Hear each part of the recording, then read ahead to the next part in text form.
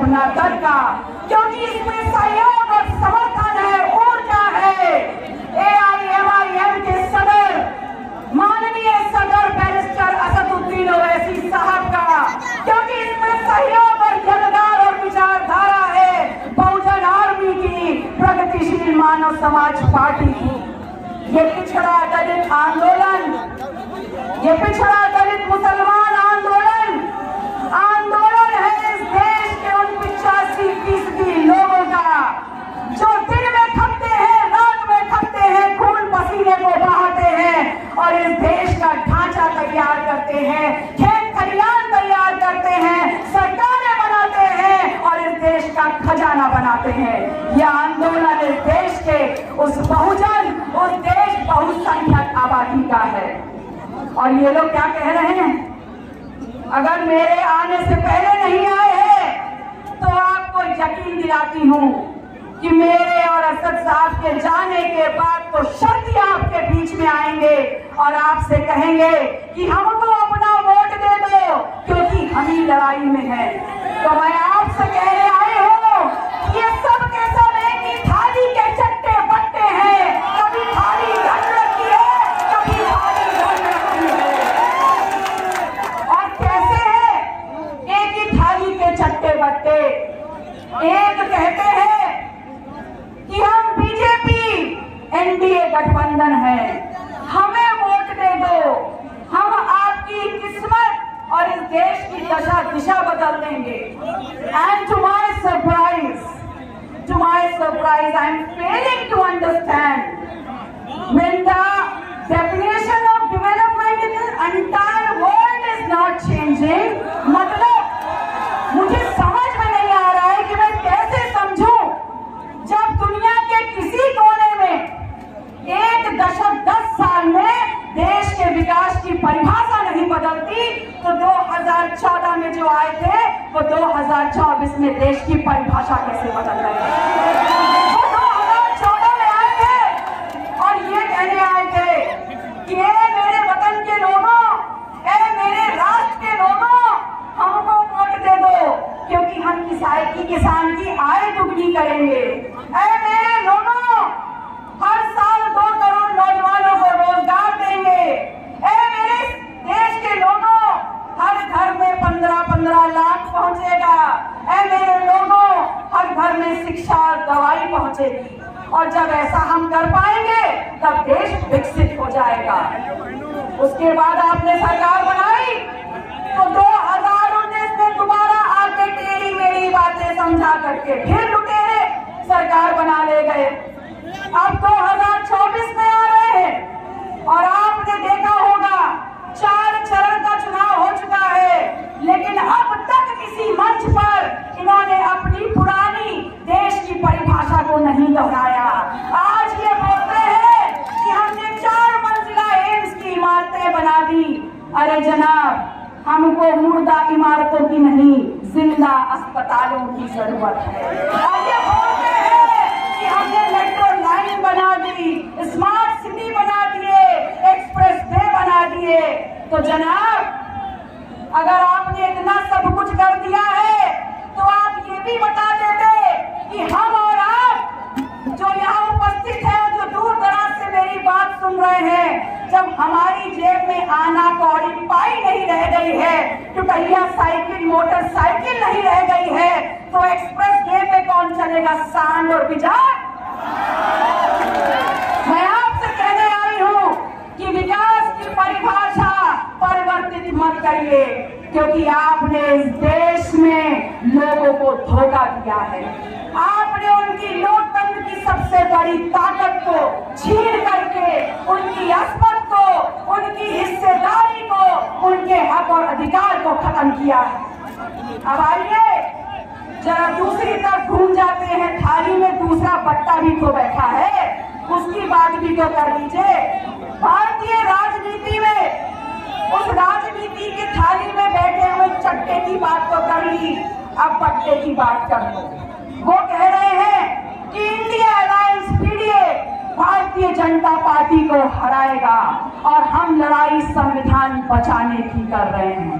अच्छा, आप भारतीय भारतीय जनता पार्टी को हराएंगे और आप पिछड़ा दलित मुसलमान की लड़ाई लड़ रहे हैं, संविधान को बचाने की लड़ाई लड़ रहे हैं, तो आपसे सवाल पूछती हूँ कि ये कहाँ थे पिछड़ा दलित मुसलमान को बचाने वाले जब पिछड़ा लखनऊ की धरती पर 69,000 शिक्षक भर्ती के घोटाले में छात्र कूटा जा रहा था, तब कहाँ थे? जब यही पिछड़े समाज की जमीन, उनके खेत इलाहाबाद और बनारस जहां से इनकी सत्ता चलती है, वहां पर प्रशासन हथिया रहा था लाठी के दम पे, तब ये पिछड़ों की राजनीति करने वाले कहाँ थे? ये कहते हैं ये दलितों की राजनीति कर रहे हैं, दलितों के लिए लड़ रहे हैं, तो जवाब है कि जब इसी कौशाम्बी में दिन दहाड़े 3 दलित एक ही परिवार के गोली से उड़ा दिए गए थे, तब ये अपने एसी कमरों में दबे हुए क्या कर रहे थे? क्यों नहीं आए यहाँ पर उनका साथ देने के लिए?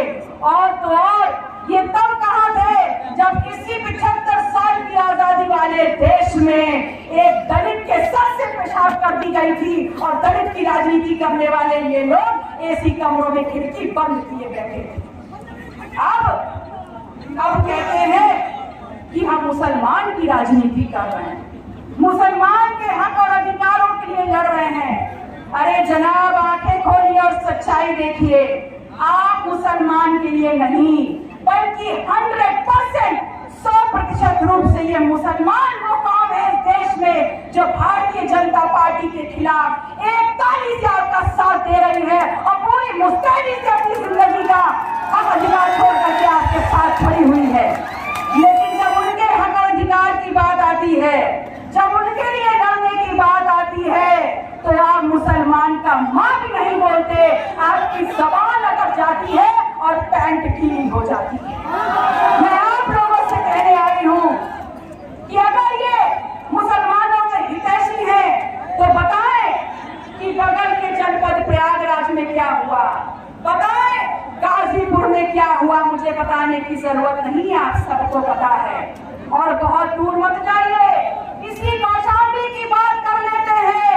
आप सब चिरपरिचित होंगे उस शख्स से जिसने इन्हीं के नाम पर अपनी 40 साल की जिंदगी दल के नाम पर लगा दी और पिछले चुनाव में उस 80 साल के बुजुर्ग को अपनी जिंदगी दल के नाम देने के बावजूद निर्दल होकर के अपने बेटे को चुनाव लड़वाना पड़ा है। और ये कहते हैं मुसलमानों का साथ देते हैं, ये मुसलमानों का साथ देते हैं। तो कैसे भूल गए कौशाम्बी के उस बेटे को जिसने मुसलमान होते हुए अपनी अरबों खरबों की अपने नाम पर लिखी हुई जमीन इनको अपना अड्डा चलाने के लिए दे दी, ये उसको भी भूल गए।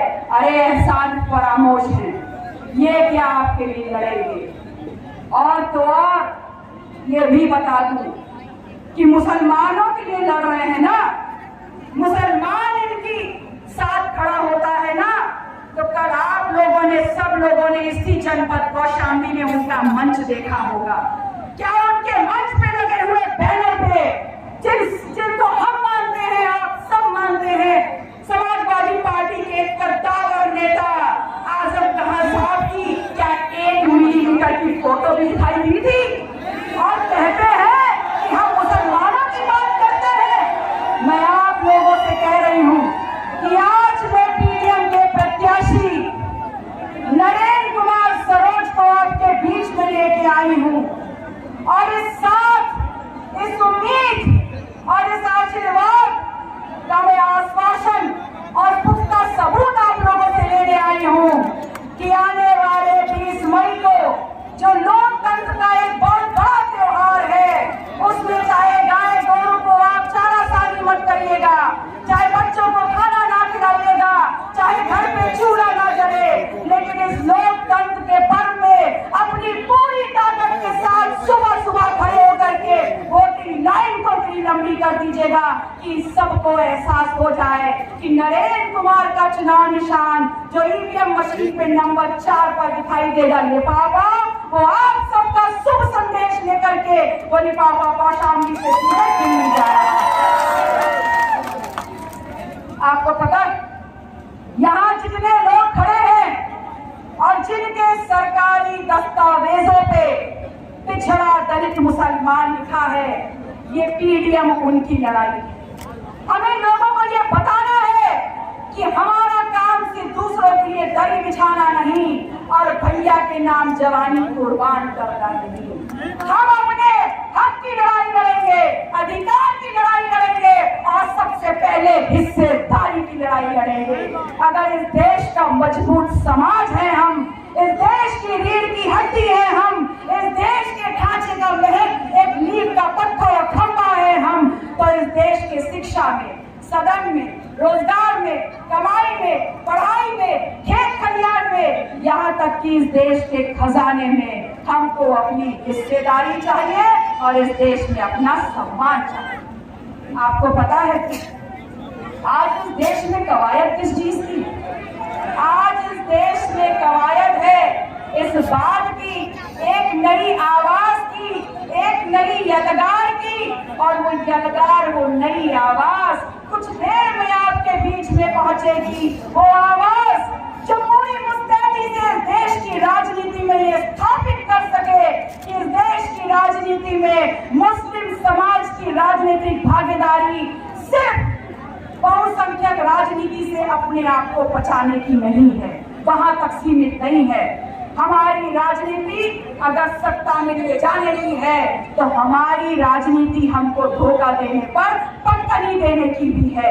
इस बात को हमें पुख्ता रूप से स्थापित करना होगा कि आरएसएस ने जो एक धारणा लोगों के बीच में बना रखी है कि हमारे देश में जितने भी बाहरी आक्रमणकारी मुगल बादशाह आए, आज का वर्तमान इस देश में रहने वाला मुसलमान उनका ध्वजवाहक है, तो इस धारणा को तोड़ना होगा और उनके दिमागों में अपनी धारणा बैठानी होगी कि उन आक्रमणकारी मुगल बादशाहों से हमारी नाते, रिश्तेदारी, दोस्ती, पहचान सिर्फ बनी थी जो इस देश के हिंदुओं की है, हमारी कुछ अलग से नहीं थी। हम इस देश के हैं, हमने इस देश में कुर्बानियां दी हैं और इस देश की हर चीज पर हमारी जाति के अनुपात में हिस्सेदारी है। नहीं आराम से दोगे तो छीन के लेंगे। मैं आप लोगों से कहने आई हूं कि इस देश के लोगों को 5 किलो राशन देने की लाइन में लगा करके खत्म करने का काम कर रहे हैं। तो अगर 5 किलो राशन दे तो 50 किलो ले लेना, 50 किलो दे तो 1 कुंटल ले लेना। ये इनके पास का घर का नहीं है, ये राशन हमारे खेत खलियानों का है जो फसल को छुट्टा सान छोड़ करके खत्म करने का काम कर रहे हैं। बहुत अच्छी घराघरी जानते हैं ना हम लोग। तो आप लोगों से पूछते हैं कि भारतीय जनता पार्टी को हराने के नाम पर जिनको आप वोट दे रहे हैं, क्या वो आपकी गरीबी में आपके साथ हैं? क्या वो आपकी दुश्वारियों में आपके साथ हैं? क्या आपके ऊपर उठने वाली आग और आपके ऊपर उठने वाले हथियार में वो आपके साथ हैं? बिल्कुल नहीं है, बल्कि जैसे ही एक ईडी सीबीआई की नोटिस मिलती है वो अपने अपनों के साथ नहीं होते, वो आपके साथ क्या खड़े होते। मैं आप लोगों से कहने आई हूँ कि ये युद्ध बहुत बड़ा है और इस युद्ध में हर किसी को अपनी हिस्सेदारी देनी होगी। लोग आपके बीच में आएंगे और कहेंगे मैं उसका चेला हूं, मैं इसकी चेली हूं, लेकिन मैं कहती हूं कि मैं किसी की चेला चाटी नहीं हूं। मैं डॉक्टर सोनेलाल पटेल की औलाद हूं, एक शेर की औलाद हूं।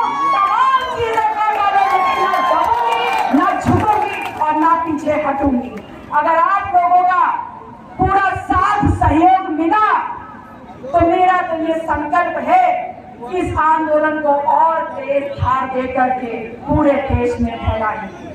और मुझे पूरा यकीन है कि आने वाली 20 तारीख को आप हम सब लोगों को वो खुशी देंगे, समाज को वो इज्जत वो सम्मान से नवाजेंगे कि जैसे एक बार सिराथू का इतिहास बदला था, कौशाम्बी का इतिहास भी बदलेगा।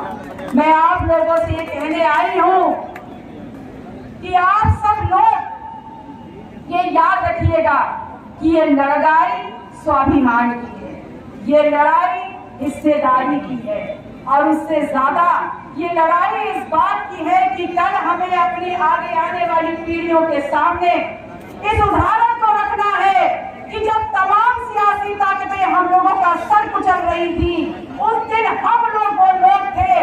तो के, विचारधारा लेकर के उनके सामने खड़े होकर के लड़ रहे थे, तलवार भी चला रहे थे और ढाल भी लगा रहे थे। ये उदाहरण हम लोगों को पेश करना होगा और ये बताना होगा कि हम लोग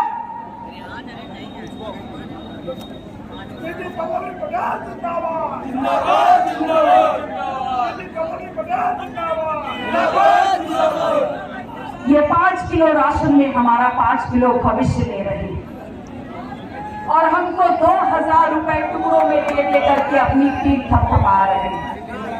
मैं आप लोगों से कह रही हूँ कि अगर 2000 दे तो 2000 रख लो, अगर 20,000 दे तो 20,000 रख लो, क्योंकि ये इनकी टकसाल में छपा हुआ पैसा नहीं है, ये आपकी और हमारी जेब से नोटबंदी के बाद निकाला हुआ पैसा है और हम सबको पाई पाई के लिए मोहताज कर दिया है। 2014 में हमको बेवकूफ बना के निकाला था हमारा वोट। 2017 नोटबंदी की और 19 में पहला फुसला के निकाला हमारी जेब का एक एक नोट। और अगर 2024 में धोखेबाज मक्कार मीर जाफर के चक्कर में पड़े तो इस बार जाएगी शरीर की लमोट और नंगे हो जाएंगे आप सब समाज के सामने और बता नहीं पाएंगे कि आपने क्या किया।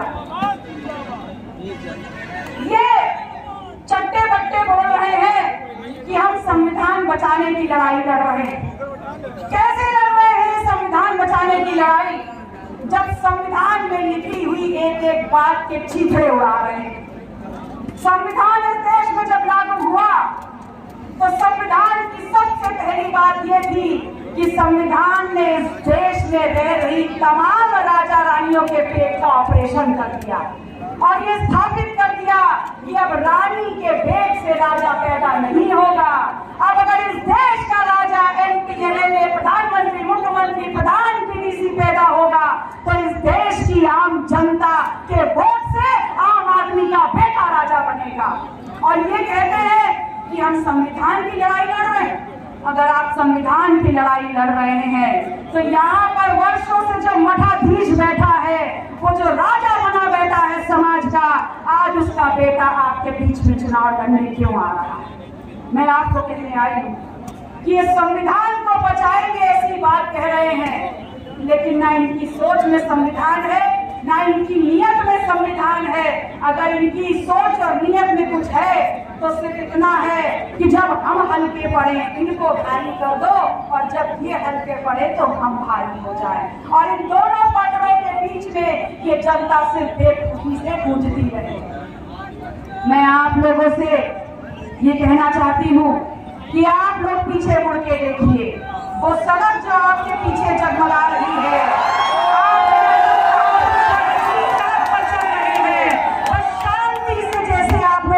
बैठे थे शिष्टाचार के साथ, डिसिप्लिन के साथ। मैं आप लोगों से पुनः निवेदन करती हूँ